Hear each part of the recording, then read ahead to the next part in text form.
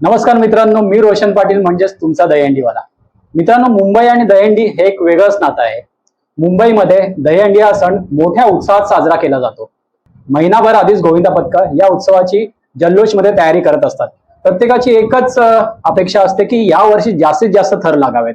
त्यासाठीच आज आपण आलो आहोत मुंबईतील गिरगाव येथील अखिल खोताची वाडी या गोविंदा पथकाला भेट देण्यासाठी. मी तर खूप उत्सुक आहे. व्हिडिओ चालू होण्यापूर्वी जर तुम्ही आपल्या चॅनलला सबस्क्राईब केलं नसेल तर सबस्क्राईब करा, कारण आम्ही यातर्फे वेगवेगळे उपक्रम राबवत असतो. चला तर अखिल खोताची वाडी या गोविंदा पथकाबद्दल माहिती घेऊया त्यांच्या सदस्यांकडून. नमस्कार दादा. नमस्कार. दहीहंडीचं वातावरण सगळीकडे चालू झालंय, काय वाटतंय? दहीहंडीचं वातावरण म्हणजे ह्या सणाची आम्ही नेहमी आतुरतेने वाट बघत असतो.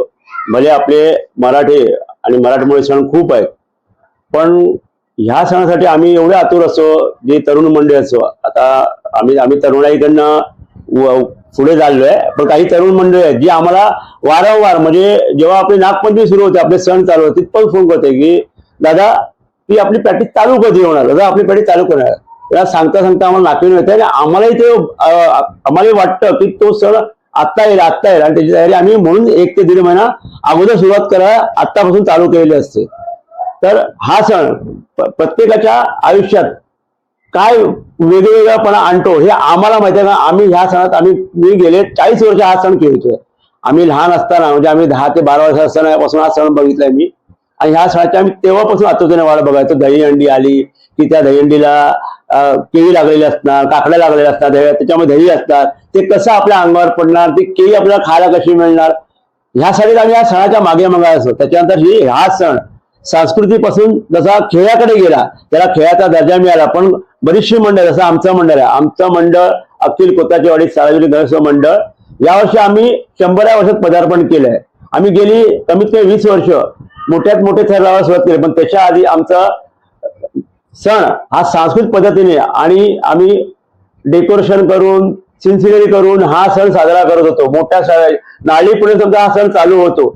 तो दहीकाला उत्सव, आपले गोकुळाष्टमीचा जन्माष्टमी पूजा असते, जन्माष्टमीच्या दिवसाची दहीहंडी फोडली जाते, कृष्णाच्या नावाने जल्लोष होतो, जय बजरंगबलीचा घोष होतो, आपल्या जागेवाल्याचा जयघोष होतो. त्याचा ह्या जयघोषात हा आपला पारंपरिक सण आम्ही साजरा करतो. हे आमचं 100वं आहे, 100 वर्ष, आणि आम्ही जास्तीत जास्त संख्येने या सणामध्ये सहभागी असतो. मी या मंडळाचा प्रशिक्षक, माझं नाव सतीश सोनू फटकर आहे.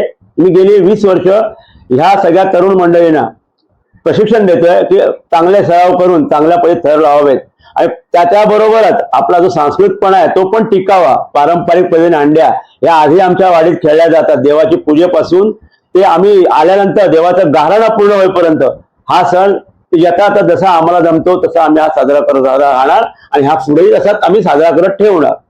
दहीहंडी आणि मुंबई यांचं नातं वेगळं आहे. त्यामध्ये आली आपली गिरगाव मधील खोताची वाडी. या खोताची वाडीबद्दल जागतिक वारसा लाभलेला आहे, तर त्या वाडीबद्दल थोडंसं सांगा. आमची वाडी ही पुरातत्व वाडी ह्या विभागात गणली जाते. त्याच्यात खूप बंगलोज आहेत, जुने जुने बिल्डिंग इमारती आहेत. त्या आता काही त्यांच्या राहणाऱ्या मालकांनी खूप जपल्यात. त्या तुम्ही कधी आला तर तुम्हाला माहिती पडेल की जुने बंगलोज आहेत, म्हणजे आपले इंग्रजांच्या काळातले बंगले आहेत इकडे सगळे. त्याच्यात बरोबर आमच्या चाळी पण आहेत, चाळी आहेत, तसेच बिल्डिंगही आता झाल्या आहेत, टॉवर झाले आहेत. त्यात बऱ्याच वेगवेगळ्या पद्धतीचे लोक आलेले आहेत, वेगवेगळ्या समाजाचे लोक आले आहेत. पण जेव्हा हा सण येतो आपला, जसा गोविंद येतो, गणपती, जेवढे पण सण येतात ते सगळे मिळून मिसळून हे सण साजरे करतात. तर त्याचे काही क्लिप्स होते आमच्या मित्रमंडळीने केलेले असतील, याच्यावर युट्यूबवर टाकले असेल. पण जास्त करून हा एक सण दहीकाला उत्सव, याच्यामध्ये वाडीतले सोडून इतर गिरगावातली मंडळी, गिरगाव सोडून आमची मित्रमंडळी, त्या मित्रमंडळीचे मित्रमंडळी असे सगळे येऊन, त्यात कोणाचाही कुठला समाज बघितला जात नाही, कुठली जाती धर्म बघितला जात नाही, पण हे एकोप्याने हा सण आजही आमच्या वाडीत साजरा केला जातो. एक प्रश्न आहे त्या विचारेन मुद्दामून की आधीचा गोविंदा आणि आताचा गोविंदा यामध्ये काय फरक आहे? फरक एवढाच आहे की काही लोकांनी संस्कृती जपलेली आहे, परंपरा जपलेली आहे. काही लोक फक्त दहीहंडी जो आता कमर्शियल हिशोबाकडे गेलेत तिकडे गेलेत काही लोक. तर माझं त्यांना विनंती आहे, तुम्ही दहीहंडी, तुमच्याकडे शक्ती आहे, यथाशक्ती तुमच्या बाळगोमांचा क्राऊड मोठा आहे, त्याच्यामुळे तुम्ही त्या गोष्टीकडे जाताय, पण त्याच्याबरोबर आपली संस्कृती पण जपा, त्याला कुठेतरी गालबोट लावून देऊ नका. हे आमचं तत्व आहे. आणि ह्याच गोष्टीसाठी मी आणि आमचे आम्हाला ज्यांनी शिकवलं, म्हणजे मी हा कसा गोविंदा प्रशिक्षण त्याचा आम्हालाही काही प्रशिक्षणाकडून मार्गदर्शन मिळालं. त्यातले बाळा पडेलकर हे आता समन्वय समितीचे अध्यक्ष आहेत. त्यांनी आम्हाला खूप ह्या गोष्टी सहकार्य पण केले आहेत, चांगले उपदेश केले आहेत आणि त्यांच्या उपदेशानुसार आम्ही चालतोय. त्याच्यामुळे आम्ही हा सण जसं आम्ही कमर्शियलकडे जातोय, जास्तीत जास्त ठरवायचा प्रयत्न करतो, त्याच पद्धतीने आम्ही आमची संस्कृती पण जपायचा प्रयत्न करतोय की संस्कृतीकडे गालबोट लावू नये. आमच्या नंतर येणाऱ्या पिढीला ते कळावं की हा सण का साजरा होतो. फक्त दहीकाला उत्सव होतो की दहीकाला उत्सव कशा गोष्टीमुळे तो चालू का झालाय हेच जर का पुढच्या पिढीला माहिती नसेल तर आपण त्या गोष्टी करून काही उपयोग नाही त्याचा होणार. तर त्या गोष्टीचा आपल्याला पहिला आपल्या येणाऱ्या पिढीला समज पाहिजे की ही प्रथा का चालू केली, का आपण पूजा करतो, कृष्णाची पूजा का केली जाते, अशी त्याशिवाय बजरंगबलीचं नाव का घेतलं जातं, आपल्या गावदेवीचं नाव घेतलं जातं, जागेचं नाव घेतलं जातं. ह्या गोष्टी आपण त्यांना त्या चालू ठेवल्या तरच माहिती पडणार, नाहीतर काही गोष्टी नाही. पुढे हे कमर्शियल होत जाणार आणि ते कमर्शियलाइज झाल्यानंतर परत आपल्याला गालबोट या सणावरती लागायला लागणार. अखिल खोताची वाडी गोविंदा पथक तयार करताना सुरुवातीला आव्हानं काय होती? आव्हान अशी होती की आमच्याकडे त्यावेळी सुविधा नव्हती की काही हंडी खेळायला आम्ही गेल्यानंतर आमच्याकडे टी शर्ट नसायच्या. टी शर्ट असल्यामुळे काही लोक बोलले नाही तुम्ही गालीत लावा गोविंदा, तुम्ही तिथे लावू नका, पडल्या वेळेला जबाबदार कोण. आम्ही त्यावेळी थोडीशी प्रॅक्टिस केली असायची होती. कारण का जसं आम्ही सांगितलं सजावट आणि सिनेमा दृश्य वगैरे करत आम्ही जायचो त्यावेळी काही काही गल्लीबावाच्या जवळच्या हंड्या दिसायच्या ज्या प्रत्येकाने कोणाही बांधलेल्या असायच्या. प्रत्येक तुम्ही या फोडा, चांगला कार्यक्रम होता. आपला बाजा असायचा, आपला होता बाजा सकट जायचे होते. चांगले लोक आपल्या अंगावर पाणी टाकायचे, दही टाकायचे. काही ठिकाणी असा प्रसंग यायचा की टी शर्ट नाही म्हणून आम्हाला तिथे धावायला जायचं. मग आम्ही म्हटलं मग टी शर्ट नाही म्हणून ठेवून जातात, त्याच्यासाठी नाईला दिला आम्हाला मग कोणती स्पॉन्सर पकडायला लागायची किंवा मग ते नाही भेटले तर सामाजिक क्षेत्रातून ज्या व्यक्ती आहेत ज्या ह्या गोष्टी आपल्याला डोनेशन देणारे आहेत त्या लोकांकडे जाऊन त्यांच्या टी शर्ट नावाच्या आपण कशा मिळतील ह्याचा प्रयत्न केला गेला. मग ते झाल्यानंतर काही वेळा ती पण अडचण यायला लागली की आपण टी शर्ट घ्यायची तरी कोणाच्या स्पॉन्सरशिपमध्ये घ्यायच्या की सध्या कशाने पैसे टाकून त्या सुरुवात करायच्या. कारण तेव्हा काय हंड्या मोठ्या पैशासाठी लागायचे नाहीत. 50 रुपये 51 रुपये ही रक्कम असं वाटायचं की आम्हाला खूप झाली. ते हंडी रकमेपेक्षा ती हंडी मोठी वाटायची, त्याला लागायची फळं ते बघितलं की आम्हाला वाटतं की हंडी आपल्याला भेटलीच पाहिजे. मग ते किती उंच असते.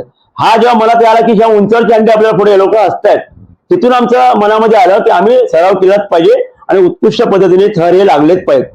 ते आमची सुरुवात झाली जवळजवळ 1998 साली आम्ही चांगल्या सरावाला सुरुवात केली. तो काळ आमचा सरावासाठी झाला. पण आम्ही संस्कृती सोडली नाही किंवा पारंपरिक ते सिनसिने सोडली नाही, त्याच्यावर तेही करत राहिलो. आणि सगळ्यात मोठा प्रॉब्लेम आला की जशी मुलं वाढत गेली, मुलं वाढल्यानंतर सगळ्या गोष्टीत आपल्याला खर्चही वाढतो, गाडी घोडा वाढतो. पण त्याच्यामध्ये गव्हर्नमेंटचे काही क्लॉजेस यायला लागले की तुम्ही अशा पद्धतीने थर लावा, तशा पद्धतीने लावा, एवढेच लावा किंवा तुम्ही लावता सेफ्टी काय काय देताय त्याचा द्या, इन्शुरन्स काढा. आणि ह्या सर्व गोष्टींसाठी जो पैसा अडका पाहिजे तो तेवढा सगळ्याच मंडळाकडे नव्हता. ज्या मंडळाकडे होता त्यांनी तो प्रयत्न करून आम्हाला सपोर्टही केला. पण त्यात सगळ्यात मोठं योगदान बाळा पडेलकर यांचं आहे की त्यांनी इन्शुरन्स प्रत्येक मंडळाला कशा पद्धतीने गव्हर्नमेंटकडनं म्हणा किंवा तुमच्या नेते मंडळींकडनं म्हणा कुठल्याही पक्षाच्या थ्रू तुम्हाला जाऊन ते घ्या. त्याचा फायदा असा आहे कोणाला काही छोटी मोठी जरी इजा झाली तर त्यातून तुम्हाला मंडळाला त्याचा बोजा होऊ नये आणि लोकांना कळावं की तुम्ही सर्व बाजूने मंडळाच्या पोरांची काळजी घेताय. नुसतीच फक्त खाण्यापासून नाही तर हेल्थ वाईज घेताय, इन्शुरन्स वाईज घेताय, उद्या कोणाला लागलं काय त्याची सगळी जबाबदारी घेताय. मगच आम्ही प्रॅक्टिस सुरुवात करायला लागलो आणि त्या इन्शुरन्स वरती एक कॉन्फिडन्स वाढला की जरी प्रॅक्टिसला वगैरे काही एखाद्याला छोटी मोठी इजा झाली त्या पडझडी कुठल्याही खेळात असते. जसं आपण खेळ वाढवतो तर प्रत्येक खेळात ही पडझड होते, पण त्या पडझडीला घाबरून जर का खेळ बंद करायचा असेल मग आपले सगळे सण फक्त आपल्याला घरगुती सण म्हणून साजरे करायला लागते. त्यातला हा एक मोठा हे आपल्या समोर गोविंदा जो जास्त मुलांनी एकत्र यावं आणि जास्तीत संख्येने येऊन हा आपला मनोरा लोकांना दाखवा न पडता न डगमगता आणि एकमेकांच्या विश्वासावरती हा मनोरा उभा करायचा. त्यासाठी इन्शुरन्स हा भाग वेगळा आहे, पण त्याचा टप्पा न पकडता आपण आपल्या मनोबल हे चांगलं ठेवून एकमेकांवर विश्वास ठेवून एकमेकांच्या अंगावर चढून एकमेकांना हात देऊन वर घेणं आणि न पडता परत त्यांना व्यवस्थित खाली उतरवणं ही जी जबाबदारी प्रत्येक मनामध्ये पडते हीच जबाबदारीची भाषा ही नंतर आपल्या पुढच्या आयुष्यात खूप कामाला येते. आणि हाच याचा मेन मोटिव्ह आहे या गोविंदा आपला मोठा करण्याचा. आणि ह्याच्यासाठी बरेच लोक प्रयत्न करतात की जास्तीत थर लावावेत आणि ते खूप प्रयत्न करतात. 2-3 महिने नाही 4 महिने प्रयत्न करतात की आपले थर जास्त लावावेत, आपलं नाव मोठं व्हावं. गिरीश बुकामध्ये पण आपलं नाव गेलं. असे स्पेनचे थर आहेत त्याच्यापेक्षाही आपलं गिरगाव आपलं गोविंदाचं नाव खूप मोठं आहे.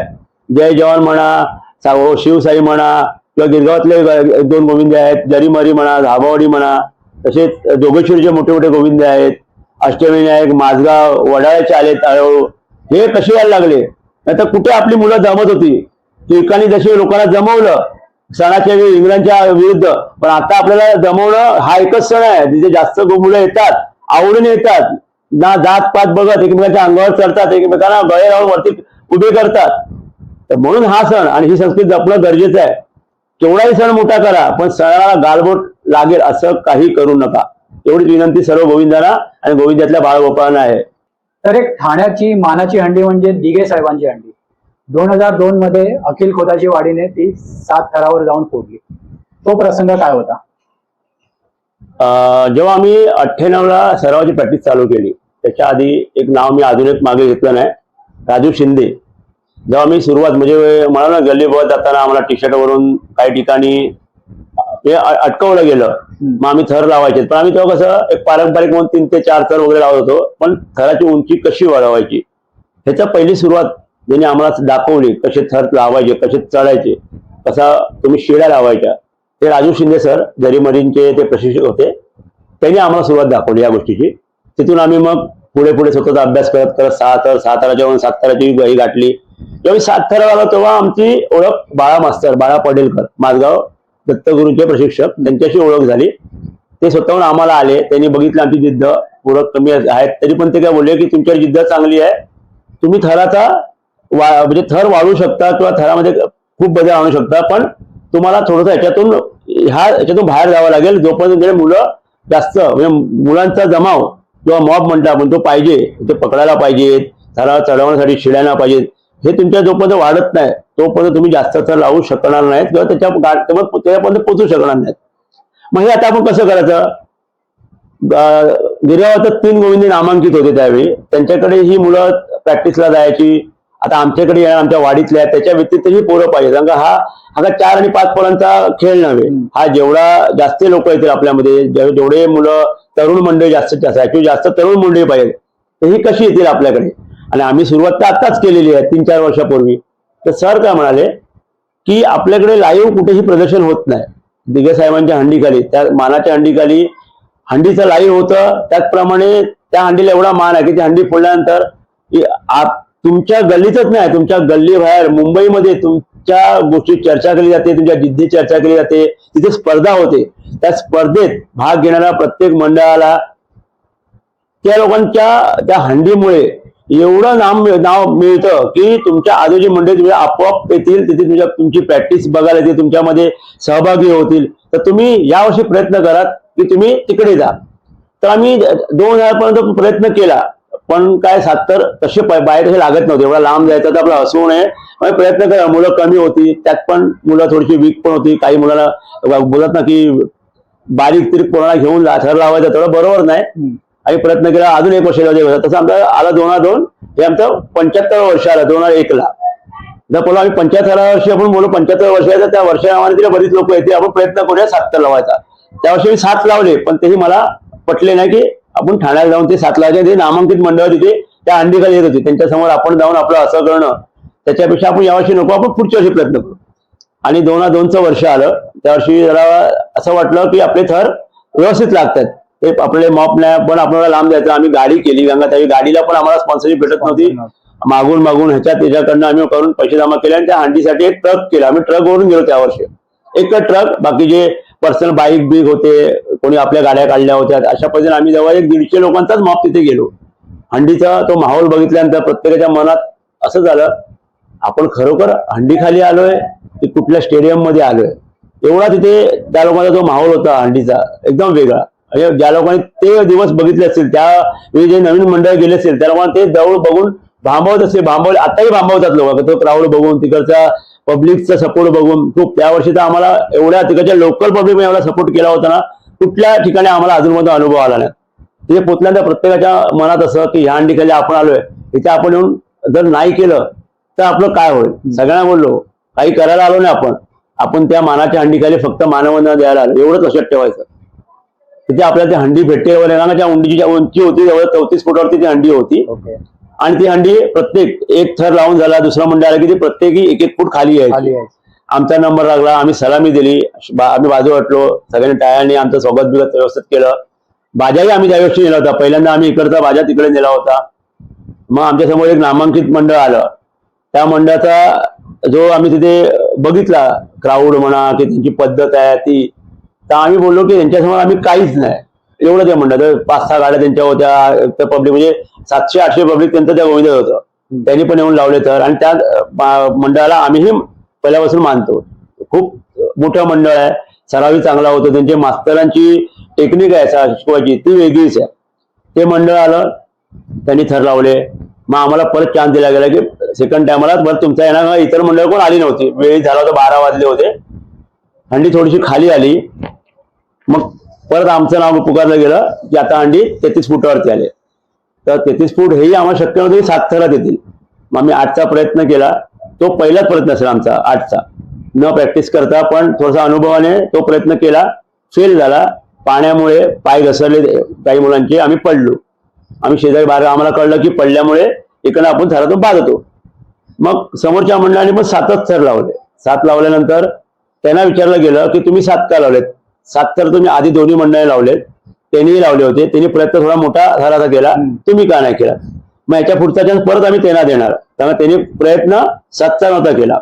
मग परत हंडी 32 फुटावरती आली.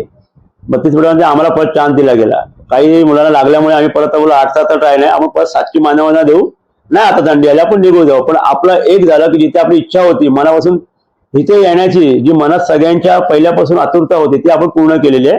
याच्या पुढे देव बघेल आपला.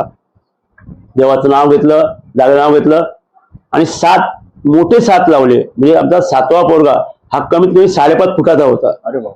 आणि त्याला बसून हंडी हातात आली. म्हणजे जी 7 तर आम्ही 8चा प्रयत्न केला, तीच हंडी 7व्या थराला बसून आली. आणि आम्ही देवाचं मनात नाव घेत न पडता खाली उतरलो. आणि जे गिरगावातच नाही, गिरगाव सोडून गिरगाव पोताची वाडी, ही दहीहंडी आणि गोविंदा मंडळ त्यांचं हे सक्षम आहे आणि मोठं आहे, हे लोकांना पुढच्या आलेल्या पुढच्या पिढीला पण कळलं आणि पुढच्या सगळ्या इतर लोकांना कळलं. तिथपासून जो आमच्या नावाचा आणि जो कायापलट झाला की लोक जेवढी यायला लागली की पुढच्या वर्षी मी स्वतः हे व्हायचो की एवढी मुलांना हँडल कसा करू. ज्यांनी 150 मुलांना हँडल केलं, डायरेक्ट 400-500 मुलं यायला लागली. त्यांचा जो लवाजमा आहे तो हँडल करता माझाही नाकीनं यायला लागला. त्यानंतर आम्ही 2-3ला फेल गेलो तिथे. 2-4ला परत हंडी फोडली. 2005 पासून सरावाच्या ह्याच्यामुळे आणि गिरगावात जागोजागी हंड्या लागत गेल्यामुळे आम्ही तिथे टायमात पोहोचू शकायला नाही. तिथपासून आमचा थोडासा तिथे ताळेबंद तुटला जाण्या येण्याचा. त्याच्यामुळे आम्ही त्याच्या पुढे नंतर कधीही ठाण्याला गेलो नाही. पण तो प्रसंग आहे हा आठवणीतून कधीही न जाणारा प्रसंग आहे आमच्या. तर दादा, दहीहंडीला आता खेळाचा दर्जा भेटलाय, मातीतला खेळ मॅटवर आलाय, तर सुरक्षित नियमांचे पालन पण होतात. प्रो गोविंदा ही स्पर्धा, त्याबद्दल काय सांगाल? बरोबर, तुम्ही हा चांगला विषय बोललात. ह्या प्रो गोविंदामुळे बऱ्याचशा गोष्टी चांगल्या ह्या खेळामध्ये किंवा आपल्या दहीहंडी उत्सवामध्ये सुरू झालेल्या आहेत. लोक स्वतःची काळजी घ्यायला लागलेत, स्वतःच्या शरीराची. ह्याच्यामुळे त्यांना कळत आहे की दहीहंडी खेळ हा नुसता काय पडझडीचा खेळ किंवा तात्पुरता एक दिवसाचा खेळ नव्हे. तर ह्या खेळात एक मिळतं की आपल्या जेव्हा वर्षभर आपण याची प्रॅक्टिस करतो, शरीराची व्यायाम करतो, त्याच्यानंतर हा आपण सण सक्सेस करू शकतो, हे थर व्यवस्थित लावू शकतो. हे प्रो गोविंदामध्ये कळायला लागलं लोकांना. त्याच्यामुळे इतर गोष्टी पण झाल्या की आपल्या मुंबई बाहेर कोकण प्रांत म्हणा, अजून विदर्भातून तिकडची मंडळी ह्या सणात इन्व्हॉल्व्ह व्हायला लागली. तिकडे लोक प्रॅक्टिस करायला लागले, त्याचा व्यायाम करून मुलं सुदृढ व्हायला लागले. त्यांना कळायला लागलं की नुसता गोविंद हा एक दिवस खेळ नाही, तर हा आपल्या मेहनतीचा जवळ 1.5 ते 2 महिने आपण मेहनत करतो, सराव करतो, व्यायामशाळेत जाऊन जिम करतो, तेव्हा हे आपले सर सक्सेस होतात. आणि ह्याच्यातून एक फायदा होतोय या प्रो गोविंदामुळे की जास्तीत जास्त तरुणाईला पुढचं फ्युचर म्हणजे नुसता जसा बाकी कबड्डी होती आपली पूर्वी, कबड्डीतून आपल्याला एक शैक्षणिक म्हणा किंवा व्यावसायिक क्षेत्रात कुठेतरी आपल्याला नोकरी प्राप्त होते, हे जे होतं ते ह्या खेळातून हे ते आता साध्य होत आहे. जे त्याचे स्पॉन्सर आहेत ते बऱ्याचशा पद्धतीने त्या मुलांना जे सहभाग होतात त्यांना त्या गोष्टी अवेलेबल करून देत आहेत. दुसरी गोष्ट, ज्या मंडळ जी ह्यात सहभाग होतात त्या मंडळात चांगलं मानधन मिळतं. ती मंडळ त्यांच्या मनापासून पहिल्यापासून त्यांच्या मनात आहे की आपण कुठेतरी सामाजिक क्षेत्रामध्ये आपल्याकडून सरळ असते मदत द्यावी. मेडिकल म्हणा किंवा इतर गोष्टी जशा आपल्या पावसामध्ये प्रॉब्लेम्स येतात त्यावेळी किंवा काही अजून उत्पत्ती घडतात नेचरच्या, तेव्हा ही मंडळ सरळ असते, हा पैसा तिथे वापरतात आणि त्यांना त्या गोष्टींना गरजू लोकांना मदत करतात. हा एक भाग त्याच्यामुळे फायदेशीर झालाय. मेडिकलचा म्हणा, त्या गोष्टींना सगळ्या मुलांना मेडिकलची उपलब्ध होते. इतर गोष्टीमध्ये वर्षभर लागणारा जो पण काही मेडिकलचा प्रॉब्लेम होतो, ती ही मंडळ स्वतःच्या खर्चातून म्हणजे ह्या जमलेल्या खर्चातून ते त्या लोकांना मदत करतात. हा एक फायदा ह्या आपल्या प्रो गोविंदामुळे झालाय. आणि प्रो गोविंदामध्ये जास्त चांगले मंडळ चांगल्यापणे थर लावायला लागले, जे आपण म्हणतो चोर गोविंदे, जे उभतात त्या दिवशी येतात, डबल चालवतात, पडझड होते, लहान मुलांना लागतं. तर कुठेतरी तो एक विषय आता बाजूला जाईल आणि लोक चांगल्या पद्धतीने सराव करून ह्या खेळाला दर्जा देतील, जेणेकरून सण आणि खेळ हा आपला अबाधित राहील आणि हे पुढच्या पिढीला कळेल की हा नुसता सण नव्हे, या सणापासून काही गोष्टी आपल्याला खूप चांगल्या शिकण्यासारख्या आहेत, जे आता हे प्रो गोविंद दाखवून दिलं. आणि हा प्रो गोविंद असाच चांगल्या पद्धतीने चालत राहावा हीच आपली अपेक्षा आहे. बस. दादा, यावर्षी अखिल खोताची वाडी, गोविंदा पथक आणि गणेशोत्सव मंडळ 100व्या वर्षात पदार्पण करते. तर यावेळेस काय वेगळं बघायला मिळेल? आमचं दहीहंडीचं आतापर्यंत 8 ठर लावण्याचा जो आम्ही सुरुवात केली, त्याच्यानंतर जो पहिला मान आम्हाला गिरगावात 8 ठर लावण्याचा आम्हाला मिळाला. आम्ही सर्वप्रथम 8 गिरगावात लावले. तिथपासून आम्ही प्रयत्न करत होतो जास्त उंची गाठायची प्रयत्न कधी कधी फसले होते, काही ठिकाणी प्रयत्न करायला मिळत नव्हते. यावर्षी आमचं तसंच आहे, 100 वर्ष आहे. तर नवीन रेकॉर्ड जसं आम्ही 8 लावले पहिल्यांदा, तसा त्याच्यापेक्षा उंचीचा जो उंचांक आहे तो गाठण्याचा प्रयत्न यावर्षी आम्ही करणारच आहे. आणि त्या प्रयत्नासाठी आम्ही हे 1.5 वर्ष म्हणजे जे गेल्या वर्षापासून जे आम्ही सुरुवात केलेली आहे मुलांना त्याच्याबद्दल ट्रेन करण्यासाठी, की बाबा आपल्याला यावर्षी काय करायचं आहे 100व्या वर्षासाठी. जर आपला गणपती आहे, त्या गणपतीला पण आपल्याला मानवंदना द्यायची आहे. त्या गोष्टीसाठी आम्ही त्या नवीन मुलांच्या मध्ये हा प्रयत्न आणि हा जोश टाकतोय की यावर्षी आपल्याला गेल्या वर्षी उंची हा भाग नाहीये, पण आपल्याला नवीन उंची गाठायची आणि व्यवस्थितरित्या न पडझड होता चांगल्या पद्धतीने थोडा वेगळा अभ्यास करून हा आपण प्रयत्न सक्सेस करायचा यावर्षी. आणि हाच आमचा प्रयत्न असणार. आणि त्याचप्रमाणे गणेशोत्सव मंडळ हेही आमचं 100व आहे. तर त्या गणेशोत्सव मंडळात ह्या आपण देणाऱ्या मानवंदना नवीन उच्चांकाची, हे त्याच्यासाठी आपल्याला गणेशोत्सवासाठी आपल्याकडनं एक हातभार असणार आहे. नमस्कार. जसं आमचं दहीकाला उत्सव गोकुळाष्टमी 100व्या वर्षा पदार्पण केलं आहे, त्याचप्रमाणे गणेशोत्सव मंडळ आमचं 100वा शतकी महोत्सव साजरा करत आहे. दहीकाला उत्सवासाठी जशी आमची तयारी आहे गेले 2 महिने, तशीच तयारी आमची गणेशोत्सव मंडळासाठीही असते. ह्या गणेशोत्सव मंडळात यावर्षी एक आकर्षण म्हणजे महाराजांचा राजवाडा हा बनवण्यात येणार आहे. आणि गिरगावात पूजेची मूर्ती 10 ते 11 फुटाची असते आपली, आणि ही कागदाच्या लगद्यापासून बनवलेली असते. तर ही मूर्ती, ह्या मूर्तीचं भवितव्य आणि हा राजवाडा बघायला सर्व भाविकांना मी विनंती करतो की तुम्ही 1 दिवस तरी येऊन ह्या मंडळाला भेट द्यावी आमच्या. आणि त्याचप्रमाणे दहीकाला उत्सव मंडळ ह्याच्यासाठी आम्हाला तुमच्या शुभेच्छा हव्या आहेत. त्याही तुम्ही तुमच्या मार्फत, तुमच्या मीडिया मार्फत आम्हाला पाठवा. तुमच्या सदिच्छाची आम्हाला यावर्षी खूप गरज आहे, कारण का आम्ही यावर्षी प्रयत्न करणार आहोत व्यवस्थितरित्या चांगल्या पद्धतीने हा सण आणि हा सणाला दिलेला खेळाचा दर्जा, ह्या दोघांच्या मधला जो दुरावा आहे तो आम्ही कमी करायचा प्रयत्न करणार. आणि ह्या सणाला भले खेळाचं रूप येऊ दे, तरी ही पारंपरिक पद्धत आणि हा आपला सांस्कृतिक हा व्यवस्थित चालू राहावा, ह्याच्यासाठीच आमच्या देवाकडे मागणं असणार आहे. तर कृपया तुम्ही त्या देवाच्या भेटीसाठी 1 दिवस गणेशोत्सव काळामध्ये आमच्या मंडळाला भेट द्या, विनंती.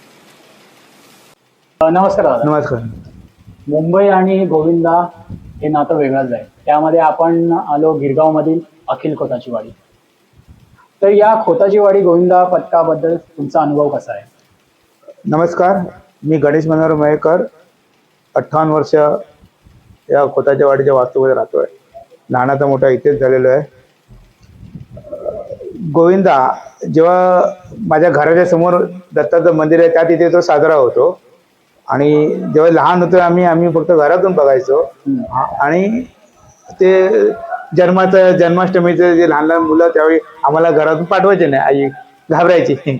नंतर जसं जसं मोठा झालो, जसे जसे प्रॅक्टिस चालू व्हायला लागली, आम्ही पहिले आमच्या घरातल्यांबरोबर जायचो. पूर्वीचा गोविंदा म्हणजे कसा होता, खालू गजा होता. बरोबर. म्हणजे नुसतं वाजला की अंगात शहारे शहारे यायचे. यायचे. हा, आणि म्हणजे वेगळंच अंगात संचार यायचा. आम्ही हाफ चड्डीमध्ये घालून सगळे, आमचा गुरु आता होता तो आमचा सुरेश पटेल, दिनेश पटेल, असे आम्ही आमचे मित्रमंडळी होते. आम्ही एकत्रच असायचो. आणि तेव्हा सीन सिनरी जायची. आणि मग मुलांना तेव्हा काय एवढं नाश्ता पिठ्याचं असं खाण्यापिण्याचं एवढं हे नव्हतं. मग आम्ही काय करायचो, काय नाही हे करून आम्ही एका ठिकाणी आमचाच ग्रुप जायचा. त्याच्यावर मग थोडासा मग वाद झाला की अरे तुम्ही लोक जाता, आम्हाला नाही नेत, कळलं. मग हळूहळू मग ते मंडळाने मग ते उसळपाव वगैरे ते चालू केली. तिथपासून ती खाण्याची प्रथा आमची आहे. ती एक मजा असते. पहिले हात पोळी घेऊन नाचायचे पूर्वीचे लोक, तो पण आम्ही अनुभवलेला आहे मी.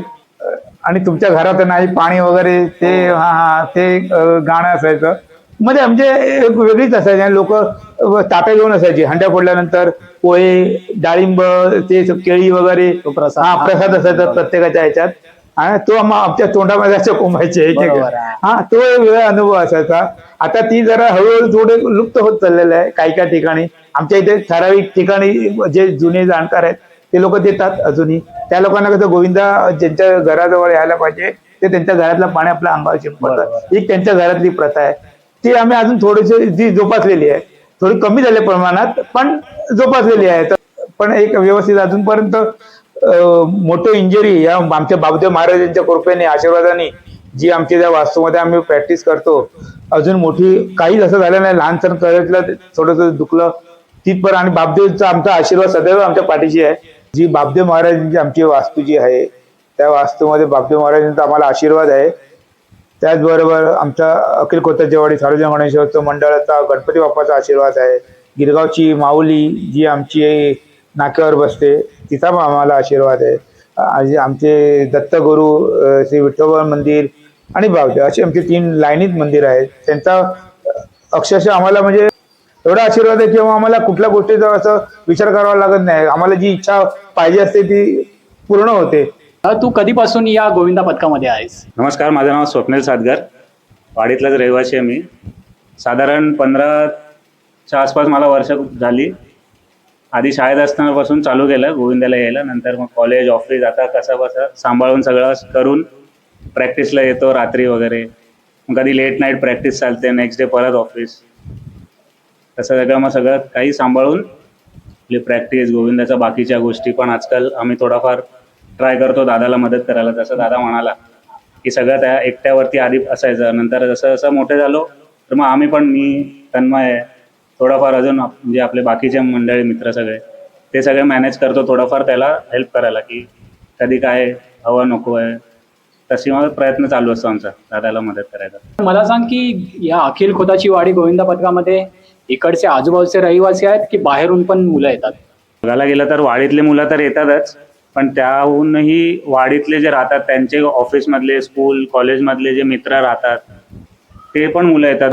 आपल्या इथे वाडीतले तर मुलं येतातच, पण त्यानंतरही आपल्याकडे खूप गिरगावच्या आजूबाजूला राहणारी मुलं आहेत. जसे वाळकेश्वरच्या एरियामधली शिमलानगर गोविंदा, तिकडची मुलं येतात. अल्टा माउंट रोड, आपले ग्रँड रोड एरियामधले बदामवाडी, ब्राह्मणवाडी, बटाटा चाळ, त्यानंतर स्टेशनजवळ नेने बिल्डिंग म्हणून आहे तिथली मुलं येतात. फणसवाडीतली गिरगावचा राजा मंडळ ते आहेत मुलं, ती येतात. शंभू म्युझिकल म्हणून आपल्या एका गोविंदा मंडळातल्याच मुलांचा ग्रुप आहे, त्यांचा बेंजोचा ग्रुप आहे, ते सगळे आपल्याला जोडलेले आहेत. डेक्कन विकासचा एक ग्रुप आहे, अभेद म्हणून एक ग्रुप आहे आपला, त्याच्यातले पण मुलं येतात. आणि नवरात्र मंडळाचे काका म्हणाले तिथले पण मुलं येतात बरीचशी. आणि गायवाडीतले पण आपले काही मित्र आहेत ते पण येतात, गायवाडी, केळवाडी. तर अशी बरीचशी नाव आहेत. कोणाला मिस केलं असेल तर त्याबद्दल सॉरी. दादा मला सांगा की लोक बोलतात की थरामधला जो टॉपला असतो, जो सलामी देतो, तो खरा हिरो असतो. तर मला सांगा तुमच्या मते दहीहंडीच्या थरामधला खरा हिरो कोण असेल? नमस्कार, माझं नाव तन्मय हरमलकर. मी आपला खोताच्या वाडी गोविंदा पथकाचा एक खेळाडूच आहे. लहानपणापासून गोविंदा बघतच आलो आहे. तर आता आपला रोशन दादाने आपल्याला प्रश्न विचारला की खरा हिरो कोण.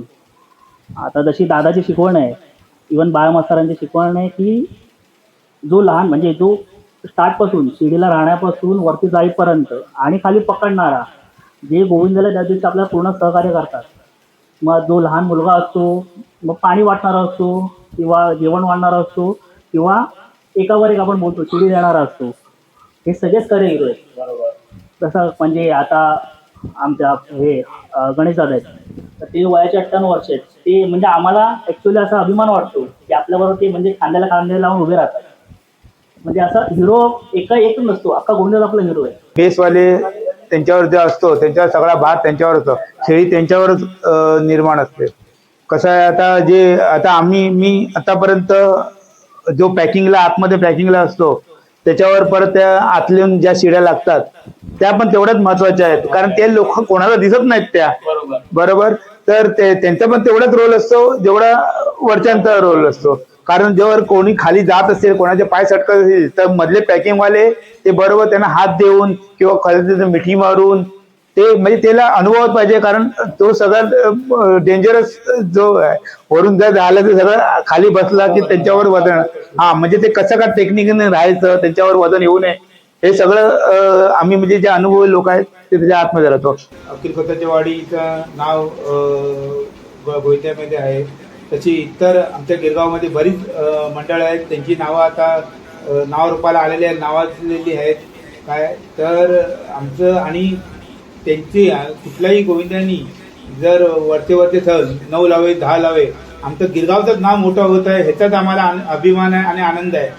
जर कुठलाही गोविंदा आमचा गिरगावातला कुठे उभा असेल, थर लावत असेल, तर आम्ही बघायची भूमिका न घेता त्यांना बाजूला पकडण्यासाठी सपोर्ट जेवढा करता येईल तेवढा आम्ही करतो. कारण जेणेकरून वरचे जे असतात त्यांना वरून बघितल्यानंतर भीती वाटली नाही पाहिजे, बाबा खाली पकडणार आहे, त्यांना आनंद वाटला पाहिजे, बाबा खाली आहे आपल्याला, हा सपोर्ट भेटतो. हेच आमचं ध्येय आहे की कुठलाही गोविंदा होऊन दे, नाव झालं पाहिजे गिरगावचं आमचं. तर मंडळी, हे होतं मुंबईतील गिरगाव मधील अखिल खोताची वाडी गोविंदा पथक. पुढच्या भागामध्ये भेटूया एका नवीन गोविंदा पथकाला. तोपर्यंत जय हिंद, जय महाराष्ट्र, जय गोविंदा.